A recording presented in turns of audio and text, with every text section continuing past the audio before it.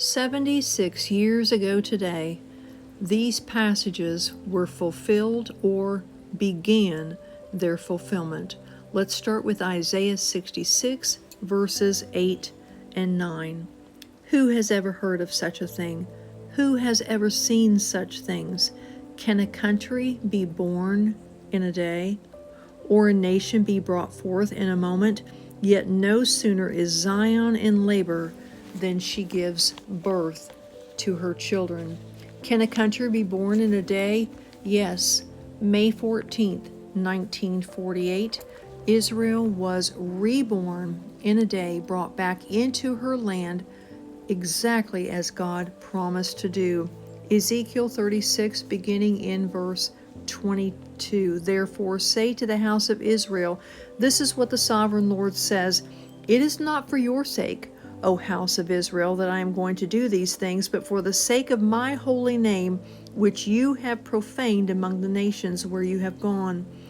I will show the holiness of my great name, which has been profaned among the nations, the name you have profaned among them.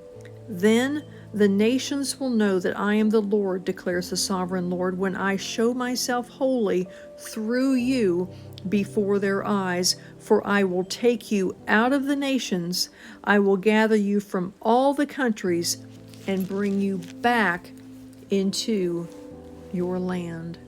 May 14th, again, 1948, in a single day, exactly as prophesied in that Isaiah 66, 8 and 9 passage, Israel was restored to her God-given land in the covenant that God made with Abraham in Genesis 12 through 15. And Jesus told us that that generation, the generation that saw Israel reborn, coming back to life after being dead, that generation is the same generation that would see the fulfillment of all end-day Bible prophecies. We find that prophecy in Matthew 24, 32 through 34 in the parable or lesson of the fig tree, with Israel being the biblical fig tree. Now, there are those that say, that has nothing to do with Israel. That's just a random tree that Jesus is talking about there. Well, let's think about that for a moment and see if that makes sense. If we take that lesson of the fig tree and just say, okay, it's not Israel that was restored as a nation in 1948. It's just some random tree, and we don't know when that tree may have started to bud and produce leaves again, so we're just not even going to think about that.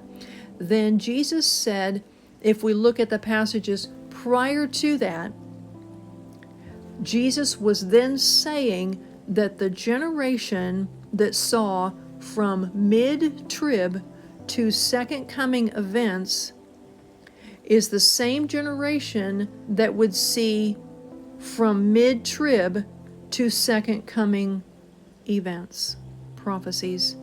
How much sense does that make? Why would Jesus say, why would he even use the verbiage generation, speaking to a group of people that are going to experience prophecies that occur over a 3.5 year time frame? That makes absolutely no sense that he would use the word generation, because if we look at the verses prior to the lesson of the fig tree, we're looking at events that happen from mid-trib to the second coming. 3.5 years of events. So concerning 3.5 years of events, Jesus said the generation that sees from mid-trib to the second coming will see all these things from mid-trib to the second coming. No, he was saying the generation that sees the restoration of Israel as a nation, that sees her begin to put forth leaves, that begins to see her bud coming back to life, being restored, the generation that sees that, which at right now is at 76 years, will also see tribulation prophecies. All of them.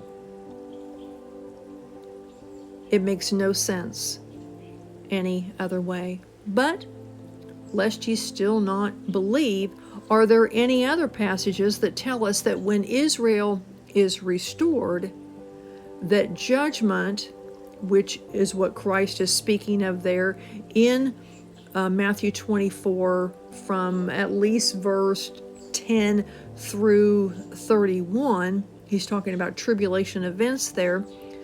Are there any other passages that say when Israel is restored that the judgment, the tribulation, is going to come? Let's look at Joel chapter 3. In those days and at that time, when I restore the fortunes of Judah and Jerusalem, so when I restore Israel, I will gather all nations and bring them down to the valley of Jehoshaphat. There I will enter into judgment against them concerning my inheritance, my people Israel, for they scattered my people among the nations and divided up my land. That is speaking of the second coming and the sheep and goat judgment that follows it. So we're told here in Joel 3 that in the same day, the same days that God restores Israel, he will then enter into judgment against the nations, which is what Revelation 6 through 19 is. So Matthew 24, 32 through 34 is not the only passage where we find that when Israel is restored, in that generation, judgment is going to come.